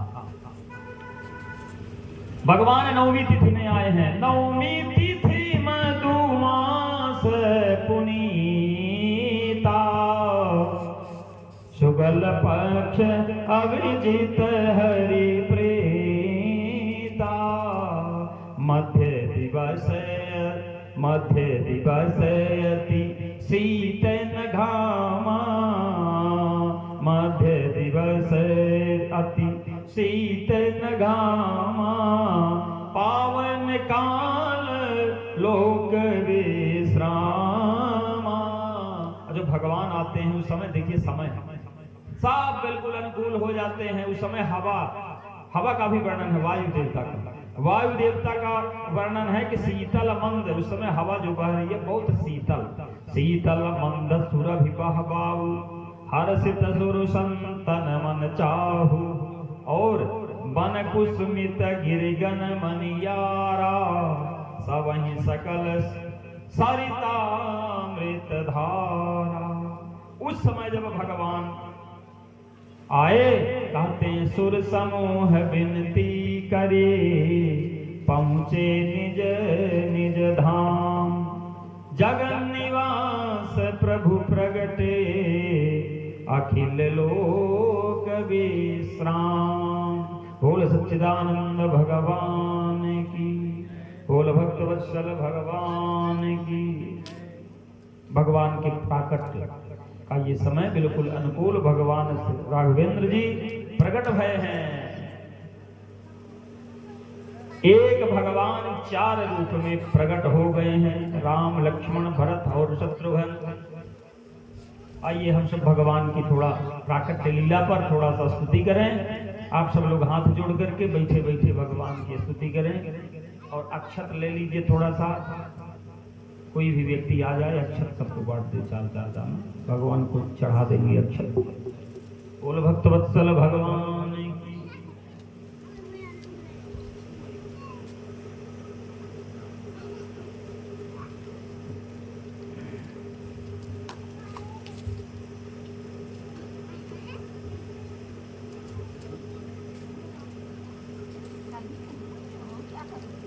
वैसे खाली हाथ कथा सुननी भी नहीं चाहिए, अक्षत फूल लेके बैठना चाहिए। तो खाली हाथ बैठे रहोगे तो खाली नाम में जाओगे, पैसा तो होगा नहीं जेब में, अब होगा भी तो जेब में जाएगा नहीं हाथ। तो इसलिए अक्षत फूल तो लेके आया करो। जब फूल ना हो, अक्षत ना हो, है ना भाई। सबसे सामग्री अगर नहीं है तो फिर धन लगता है पूजा में। एक भक्त ने कहा कि महाराज ये दक्षिणा काहे लिखी?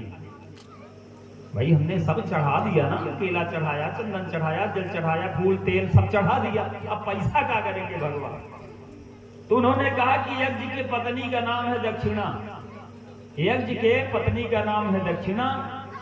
और जब पति है तो पत्नी है, अब पति अकेले होगा तो पत्नी नहीं होगा तो पुत्र कैसे पैदा होगा? तो बोले कि यज्ञ के पत्नी का नाम दक्षिणा, जब दक्षिणा चढ़ जाती है तो बोले फल मिलता है, फल है पुत्र, तब ना आगे का विधान बनता है। तो यज्ञ से उनका पत्नी दक्षिणा, दक्षिणा से पुत्र रूपी फल। अच्छा, तो ये हुआ। दूसरा हम तर्क ये दे रहे हैं कि जब सामग्री कुछ अपूर्ण होती है, देखिए ईश्वर को हम हर चीज हम नहीं समर्पण कर पाते, कुछ न कुछ कमी बनी रहती है, तो हम दक्षिणा रख देते हैं। महाराज रुपये 2 रुपये चढ़ा दिए तो इसमें क्या होता है कि जो सामग्री का जो अभाव हो वो दक्षिणा के माध्यम से पूर्णता आ जाती है। इसके लिए हमारे बड़े बड़े विद्वानों ने हिरण्यगर्भ रूपी दक्षिणा का विधान रख दिया। हाँ, यही है इसका विधान। इसलिए दक्षिणा चढ़ाना परम आवश्यक है। और पंडित जी जो दक्षिणा का नाम ले तो जजमान का पहले माथा गर्म हो जाता है, लगे लूटने। हाँ, अब ये शुरू कर दिए नौटंकी, अरे इकट्ठा कराइए बाद में ले लीजिएगा। अब पता लगा लास्ट अंतिम समय में ये भी कहते महाराज आज कुछ दिक्कत है, कल आ जाइए। कल नहीं मिला, 2-3 दिन ऐसे करके महीने खसक गए, जिंदगी भर भूल गए। अब लो, अब बेचारे पंडित जी कहा करें, दोबारा पंडितों ने सोच रखा कि अब दोबारा जाएंगे तो क्या करेंगे, दोबारा जाएगा तो 15 मिनट में कथा सुना के चला आएगा, क्या करेगा बेचारा। जब आपकी ये भुलक्कड़ आदत है 50, 20, 10 रुपया देने में आपको जब 1 लाख बार जब उसको तगाथा करवाना है, क्या करेगा। बोल भक्तवत्सल भगवान की, बोल राघवेंद्र भगवान की जय। जय श्री सीताराम। ये बाजा वाला आज कल से हमें कथा नहीं करने देगा, इतना खराब बाजा को कर दिया है, गला खींच रहा है, मोटा कर दिया है, पता नहीं क्या। नहीं आया था तो ठीक था, हम अपने से मनते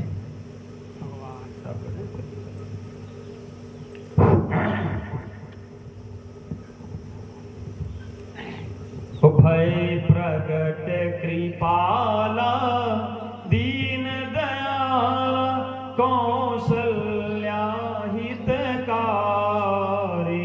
भय, सब लोग कहिए, भय प्रगट कृपाला दीन दयाला कौशल्या हितकारी। हर्षित मनहारी अद्भुत रूप विचारी। लोचन अभिराम तनु घन श्याम निज आयुध भुज चारि।